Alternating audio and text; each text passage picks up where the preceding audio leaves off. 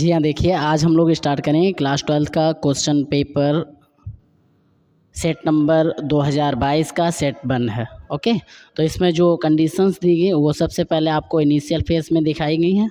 Okay, तो ये सारे सेट आपको इसी पे मिल जाएंगे, इसकी पीडीएफ भी मिल जाएगी आपको। अगर पीडीएफ आप चाहते हैं तो पीडीएफ भी आपको मिल जाएगी। ओके, देखिए आगे देखिए ज़रा, अगर इस क्वेश्चंस को देखें तो इस क्वेश्चन में आपको क्या कंडीशन दी गई। एक तो बताया गया कि एक प्रत्यावर्ती धारा परिपथ है जिसमें धारा I बराबर I0 sine omega T minus pi by 2 प्रवाहित हो रही है।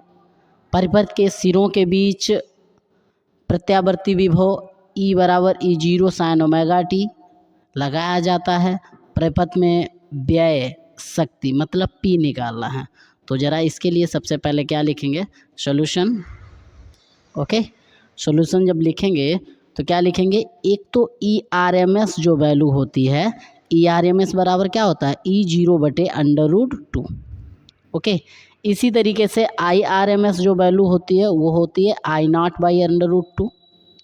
ओके, अगर थीटा देखें यहाँ से तो थीटा अपन का कितना दिया गया π/2। ओके, तो क्या लिख देंगे, थीटा इक्वल्स टू π/2, थीटा बराबर π/2। ओके, अब शक्ति बराबर सूत्र क्या होता है ज़रा ये भी देख लेते हैं। तो परिपथ में व्यय शक्ति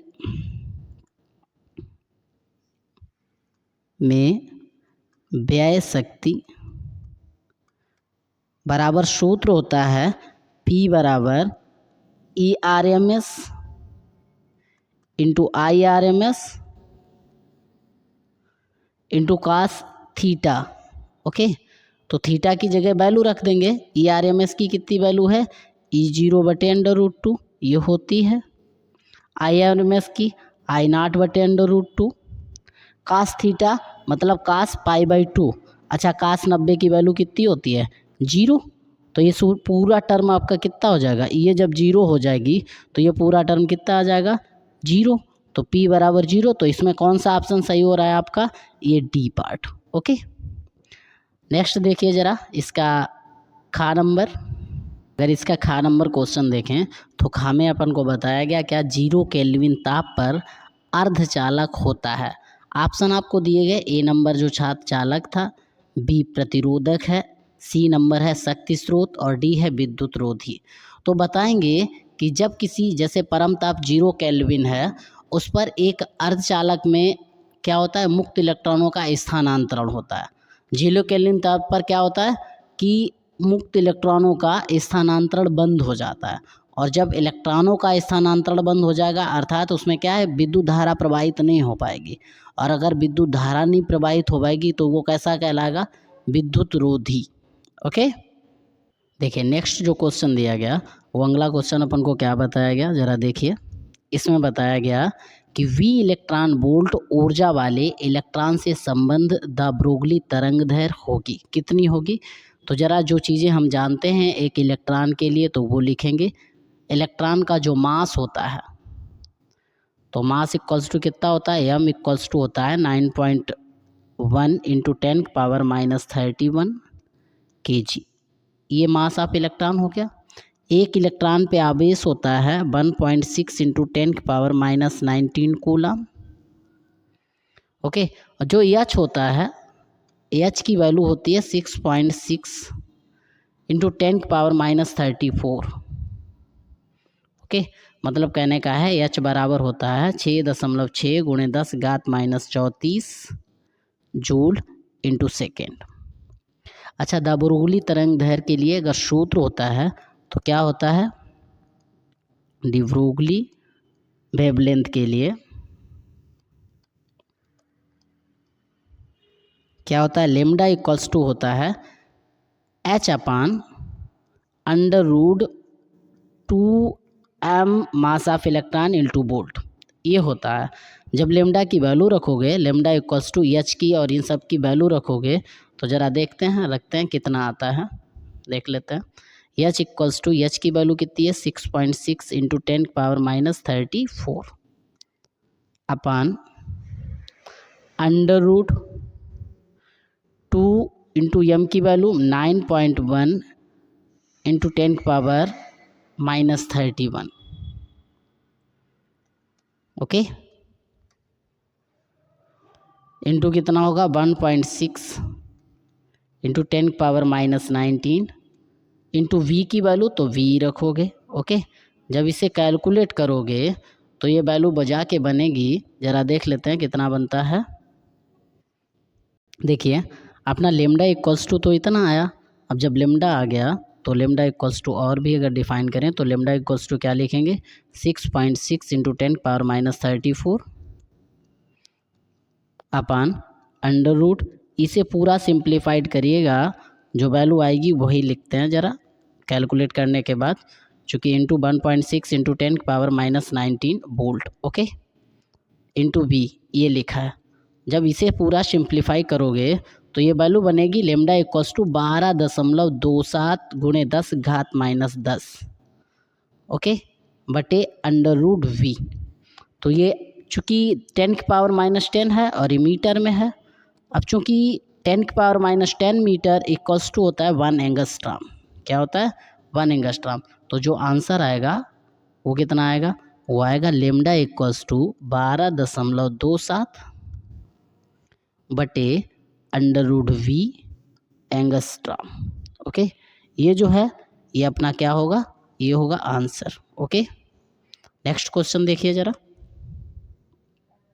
देखिए नेक्स्ट क्वेश्चन क्या बताया कि परमाणु के अंदर अल्फा कण किस बल के कारण प्रकीर्णित होता है। तो बता दें आपको, जो परमाणु होता है वो क्या होता है, अधिकांश भाग खोखला गोला होता है। जो परमाणु होता है उसका अधिकांश भाग कैसा होता है, खोखला गोला होता है। अगर गोला होता है तो ज़रा देख लीजिएगा, ये गोला है और इस गोले के अंदर ये बाहर क्या होते हैं, इलेक्ट्रॉन होते हैं जो चक्कर लगाते रहते हैं। चलिए, तो इस गोले के अंदर अगर इलेक्ट्रॉन चक्कर लगाते रहते हैं बाहर, और अंदर क्या होते हैं, अंदर होते हैं न्यूट्रॉन और प्रोटॉन। क्या होते हैं अंदर, अंदर होते हैं न्यूट्रॉन और प्रोटॉन। एक्सटर्नल एरिया पे क्या होते हैं, इलेक्ट्रॉन जो चक्कर लगाते रहता है। अच्छा, न्यूट्रॉन और प्रोटॉन, एक तो इसमें न्यूट्रल है, एक कैसा है, न्यूट्रल है। एक पे कैसा है चार्ज, इस पे पॉजिटिव चार्ज है। कैसा है, पॉजिटिव चार्ज। अच्छा बता दें आपको, पॉजिटिव चार्ज और निगेटिव चार्ज के बीच में जो बल कार्य करता है उसे कहते हैं कूलम्ब्स फोर्स। ओके, कौन सा बल कहते हैं उसे, उसे कहते हैं कूलम्ब्स फोर्स, या फिर ये भी बोल सकते हैं कैसे, जरा देख लीजिए कूलम्ब्स फोर्स। जरा अगर डेफिनेशंस पे बात करें तो ये भी देख लेते हैं कि परमाणु का अधिकांश भाग कैसा होता है, खोखला गोला होता है, किंतु उसके मध्य का भाग कैसा होता है, ठोस होता है, जिसमें क्या होता है, न्यूट्रॉन प्रोटॉन होते हैं जिसे नाभिक बोलते हैं, और इस पर क्या होता है, पॉजिटिव चार्ज होता है। तो अर्थात क्या बोल सकते हैं कि पॉजिटिव और निगेटिव के बीच में जब कभी फोर्स लगता है तो वो कूलम्स लॉ या कूलाम बल होता है। ओके, या कूलम्स फोर्स होता है। तो इसके मतलब इसका सी ऑप्शन जो होगा वो अपना करेक्ट होगा। ओके, देखिए अगले क्वेश्चंस में अपन को बताया गया क्या है कि एक विद्युत चुम्बकीय स्पेक्ट्रम है, उसमें विकिरण की आवृत्ति परास कितनी होती है, किसकी, अवरक्त विकिरण की। तो ऑप्शन ये आपको दिए गए, तो इसमें सॉल्यूशन के लिए हम लोग सबसे पहले क्या देखेंगे, ये ओके, तो ये टेबल देखेंगे तो सबसे पहले रेडियोएक्टिव तरंग जो होती है ये दी गई, सूक्ष्म तरंगें ये दी गई, अवरक्त विकिरण की जो तरंग दी गई वो आपको ये दी गई कितनी, 3.0 इंटू 10⁻11 से 4 गुणे 10 का 14 हर्ट्ज तक। ओके, तो इसका मतलब है ये किसके समथिंग आ रहा है, ये बी पार्ट के। ओके, अर्थात इसमें कौन सा ऑप्शन सही होगा, बी पार्ट करेक्ट होगा। ओके, तो इसे रिवाइज रखिएगा। आगे देखिए नेक्स्ट क्वेश्चन जो अपना दिया गया वो क्या बताया गया, 4 नंबर में बताया, एक विकिरण पुंज है, वायु से जल में प्रवेश करता है, निम्नलिखित में से कौन सा अपरिवर्तित रहेगा।